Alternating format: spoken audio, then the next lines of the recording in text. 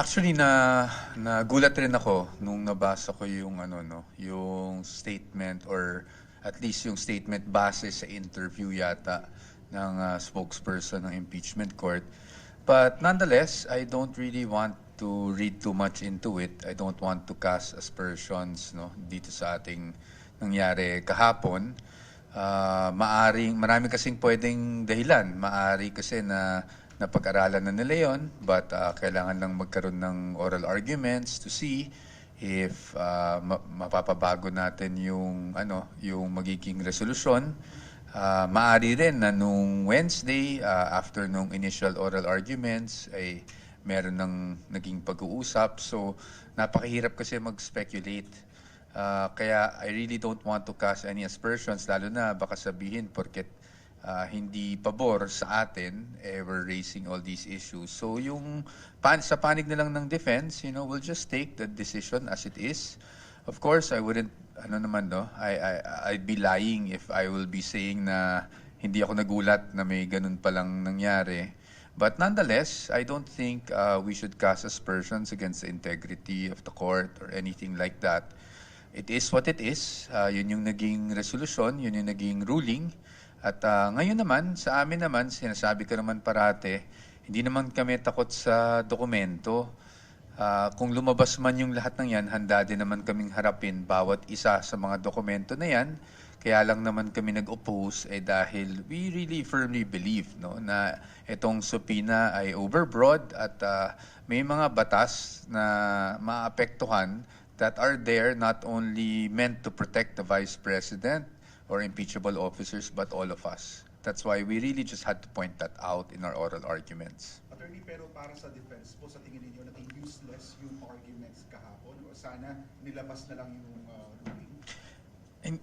Well, hindi naman. Sa totoo lang. Kasi ang sa akin naman, whatever happened prior, kung may ruling man o wala, I earnestly believe na yung mga senator judges natin nakinig naman. At pangalawa, ang isang importante rin, 'di ba, ang gusto natin parate transparency.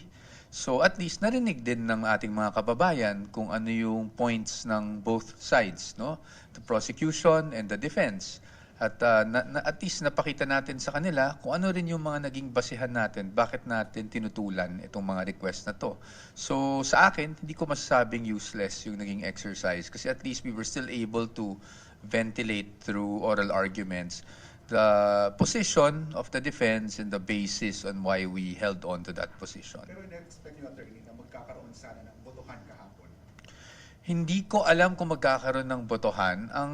What I honestly expected yesterday was parang 2 minutes na questions for each senator, kung meron man silang clarificatory questions. And then, meron kasing nabanggit rin na 10 minutes per senator to sort of explain his or her position, a total of 1 hour per side. Parang ganun ang narinig ko.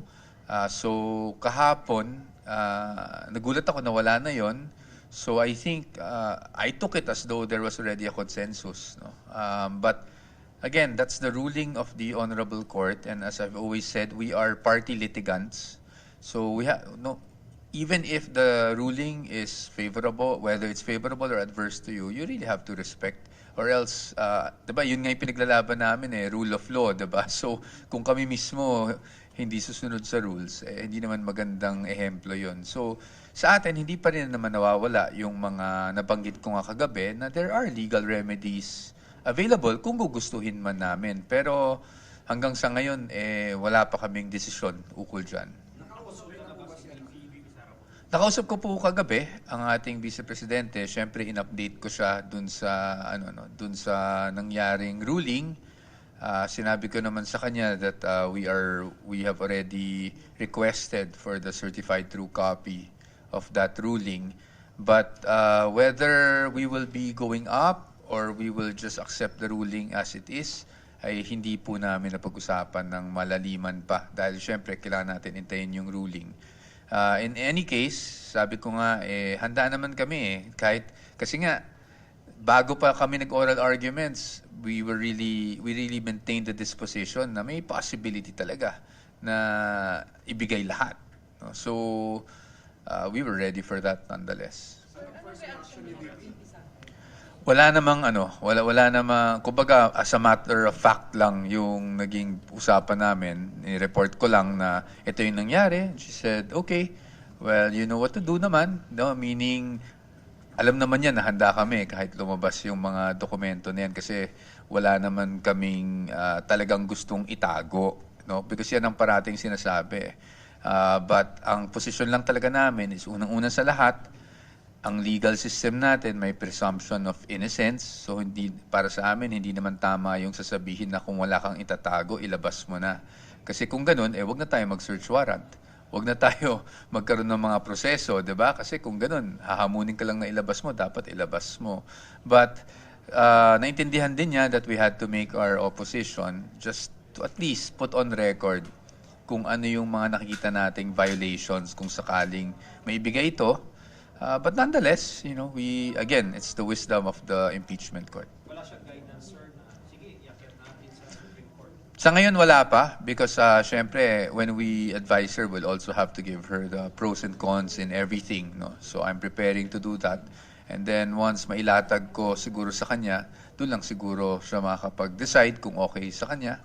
No, at sa amin rin, kahit kami, tinitingnan rin naman namin yung mga repercussions kung saaling gawin namin ito, no, itong bagay na to. Attorney, kayo rin po ba yung tatayo na legal defense counsel ni Attorney Mans? Or kung hindi, may pag-uusap na ba sa kampo nila? Hindi po ako yung may sariling set of lawyers po si Attorney Mans. Yan po yung, I don't know if it will be the same set now, but if you notice, during yung time na sa House of Representatives, sa Committee on Justice, di ba, naghain sila ng reklamo laban sa AMLAC. Iba po yung mga lawyers niya doon. I'm not sure lang kung yun yung same set, but I plan to reach out to them at least, no, to check kung sa tingin nila, ano rin ba yung gusto nilang gawin. Dahil syempre po, yun po ay makaka-apekto rin sa mga karapatan pantao ni Attorney Mans, especially the right to privacy. Attorney, gaano po kumpiyansa ang defense panel na walang malalambat na malaking ebidensya ang prosecution panel sa pagbubukas po ng mga financial records na ito? Well, sa atin, of course, I'm familiar with the documents. Hindi ko naman ikakailayan. So, I'm fairly confident. Although, syempre, sabi nga natin, parati tayong with guarded confidence. Kasi, in the course of the trial, you know, twists and turns can happen. But I'm fairly confident na wala naman silang mapapatunayan. No? But whether that will happen or not, it will also depend on the appreciation of the impeachment court. So hanggang doon na lang po siguro sabihin ko para hindi tayo maakusahan that we're already going into the merits. Sir, tama, despite ng approval ng pagsusupina, si President Marcos pa rin ang may last say kung i-approvehan niya yung pag-open ng mga Ang pagkakaintindi ko, only sa BIR po. Only sa BIR. No? Yung bank accounts kasi, wala kasi pong wala pong kinakailangan presidential approval. Pagdating naman sa AMLAC, wala din naman pong kinakailangan na presidential approval, kundi, of course, the approval of the council. No? But pagdating po sa BIR documents specifically, yung exception po kasi dyan is yung Section 71, kung saan nakasaad na bago po mailabas yan, kailangan may approval ng ating Pangulo. Kailangan po bang sumulat ng prosecution o motu proprio pwedeng gawin ni President Marcos? Ang pagkakaintindi ko po sa proseso, but again, this is, kolatilya lang po. Ito po yung pagkakaintindi ko sa proseso. Once a subpoena is issued against the BIR, it will be the BIR to process, no, and see if they should or should not comply with the subpoena. And if they want to comply with the subpoena, they will be the ones recommending to the President, no, for his approval. Magte-TRO po ba kayo or injunction before the Supreme Court? As I've said kanina, ma'am, hindi pa namin napagdedesisyonan kung aakyat kami sa Supreme Court. Kasama na rin dyan, di rin namin napagdedesisyonan. Although, ordinarily naman talagang hihingi ng TRO lahat, no? But pag lalo na sa ganyang mga bagay, but yun ay going ahead of what we've already discussed because we have not discussed anything just yet.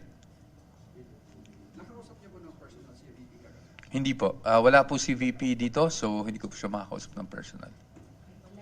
Sir, ibig sabihin wala pa rin balak si VP na pumunta dito, sir? Wala pa rin po napapag-usapan? Wala po.